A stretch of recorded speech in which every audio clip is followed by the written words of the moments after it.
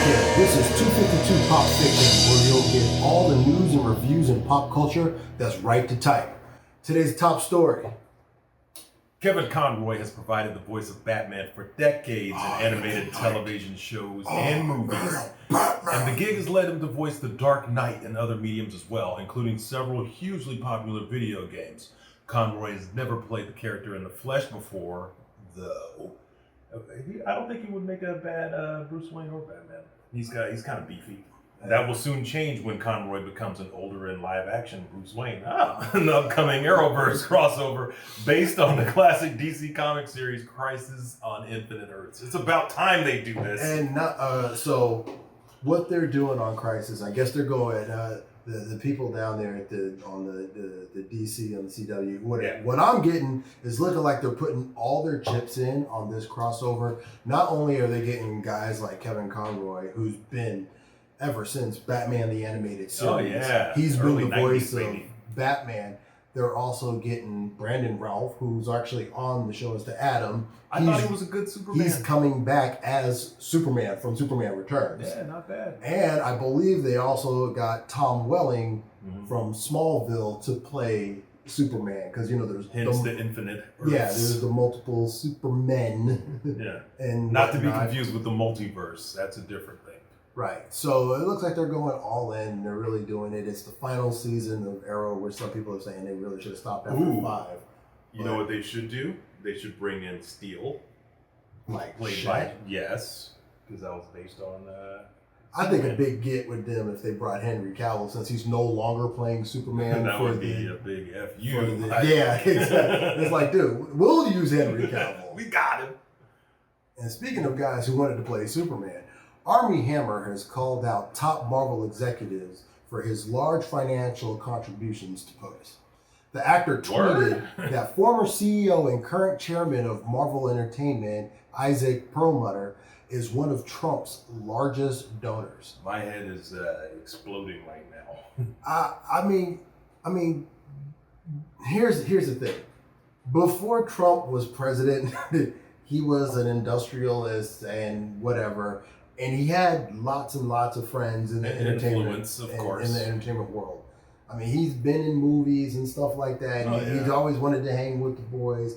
It's just now that he's president, it's like a lot of your politics we don't agree with. Well, and not just that, but the things that you're saying are mad. But with all things being square, I mean, I don't know the truth of this. I mean, the source is Armie Hammer. In the last movie I saw him in was The Lone Ranger. Oh boy, and I didn't see that actually. It was. I hate myself. I've seen it like twice, 2.5 times. It's not good. It's not good. Yeah. I liked him in The Social Network though. Oh right, yeah, playing twins. Yeah. Well, Jason Momoa says he won't film Aquaman 2. Oh. The Hawaii native has been camped out by Mauna Kea in recent weeks, a sacred site to indigenous Hawaiians that's under threat of being bulldozed to construct a giant telescope in its place. Momoa has made it clear that he's committed to stopping the construction in its tracks, and if that means he's not available for Aquaman 2, so be it. Damn, you know you got FU money if you can just be like... Well, I mean, this is a serious topic for him. I actually follow him on Instagram. Yeah, what's it, Pride of Gypsies, if you want to go ahead and follow him. But he's been posting stuff. Even The Rock has come out there and shown support. They're out there all the time and stuff like that. And it's just like, all the stuff that's happening. It's just like, it's good to see when you get, get those big names out there that are, they love the environment and whatnot. Yeah, and he's always posting stuff about. He's like a real life Aquaman. He's over there posting people doing things about the environment. There was this one video where these guys were like, I think they caught a shark or something, and they cut off its fin or something, and it was out there, and they were being like, hey, these are the guys, and looked up their Facebook page, these are their names, and like, get them trolls. Wait, he didn't use his Aquaman powers and stop them? He called it the law? No, he did. That's what Aquaman does. Calls the law. This week's review. Speaking of the law, The Fast and the Furious presents Hobbs Shaw. Ever since lawman Hobbs, Dwayne "The Rock" Johnson, a loyal agent of America's DSS and lawless outcast Shaw, played by Jason Statham, a former British military elite operative, first faced off in Furious 7. The duo have swapped smack talk and body blows as they try to take each other down. Yeah. But when cyber genetically enhanced anarchist Brixton, which is a cool bad guy name, by the way, or a nice name for a little white girl, I know. Yeah. played by Idris Elba, gains control of an insidious bio-threat that can alter humanity forever, and Bess, a brilliant and fearless rogue MI6 agent, the Crown's Vanessa Kirby, who just happens to be Shaw's sister. Oh, spoiler alert. It's his sister. It's family. You know, the Fast and Furious. It's all about family. I know. Shaw's family. And I knew it was going to happen. You could see it coming a mile away. Yeah, this movie is like, listen. If you want to see Citizen Kane, it's not. But it's the Citizen Kane of two Fast and Furious movies. If you want to see fast-packed action, again, this is one of those movies where they put their foot on the gas, no pun intended, and then they don't hit the brakes. It just goes. Does it follow a lot of the old 80s and 90s buddy cop tropes? Oh, yeah. Yes, it does. Yeah, Full a lot of good banter. jokes. A lot of good banter. A lot of bantering, a lot of stay away from my sister, and it's like, I don't even think about your sister until you said something. But now I'm about to do it. Like, don't show your cards or your weakness. If you are a player of role-playing games and you want to see in real life on-screen people rolling 20s, please go see this movie. I thought it was great. For what? For a 2-hour flick, it kept my attention. I was with the whole ride. There's some great cameos, people that I don't want to spoil anything. There were some great cameos of people that I didn't know. Yeah, I didn't expect it. Well, I mean, come on, you knew from the preview it was. Yeah, well, yeah, you know. I ain't spoil that. But yeah, there are a couple of cameos that are primo.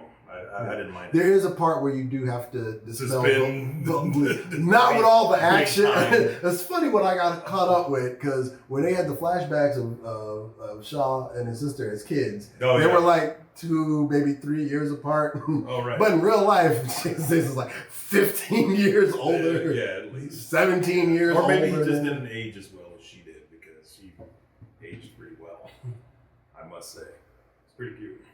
I'm saying. Well, Ralphie D recommends 12 Monkeys. I love this movie. Me too. Not the TV show, the movie. Traveling back in time isn't simple, as James TV Cole. Show. It was a TV show. Who's in it? I don't know, but it was on like for 4 years, like Oh, sci-fi. really? Yeah. Sci-fi? Oh, okay. Yeah. Sometimes sci-fi will sneak in some decent programming. Yeah, I didn't want to delve into it. But Because anyway. they packaged everything in this movie for me. Yeah, like how do you make a TV show out of it? I'm saying they did it. They just but make the movie and extend it? probably. James Cole, played by Bruce Willis, learns the hard way that traveling back in time isn't simple. Imprisoned in the 2030s, James is recruited for a mission that will send him back to the 1990s. Once there, he's supposed to gather information about a nascent plague that's about to exterminate the vast majority of the world's population. But aside from the manic Jeffrey, played by Brad Pitt in a wonderful role, I love him in it. He was cuckoo for Cocoa Puffs. He let all animals out, right? Spoiler alert. He frees all the animals. He gets little in the way of cooperation, not least from medical gatekeepers like Dr. Catherine Riley, played by Madeline Stowe. And I liked her in this role also. But I mean, kudos to Brad Pitt and Bruce Willis, mostly playing against type. Yeah. Both of them. Because this movie came out, what, 95? 1995. 1995. And at this point, I mean, all Brad Pitt was a heartthrob. He was pretty much, yeah. But in this movie, he showed his range as an actor. You know. And Bruce Willis was just an action star, Yeah. But in this, he showed his range as a kind of a complex guy who doesn't know if he's going crazy or not. Yeah. So, really well done. Wasn't that okay? It's 25 years old. Yeah, I'm saying. But he was the kid the whole time. Yeah, he was dead the whole time. He was dead the whole time. A mere 4 years later in The Sixth Sense, the 20-year spoiler alert. Spoiler alert, he was dead the whole time. But it's awesome though because that really it gets existential with time loops and shit like that. I mean that movie blew my mind the first time. Every time I watch it, it's like awesome. Yeah. But I'm Ralphie D, and that's news to me. I'm Cool Water Kurt. That's my story, and I'm sticking to it. We'd like to hear what you think. Leave us a comment down below and let your opinion be heard. And if you like this video, please check out our other videos on our channel, like 252 and Retro Recast, the fan favorite. I know. Retro Recast. Who knew? Who knew? And this is 252 Pop Fiction, where you hear it first.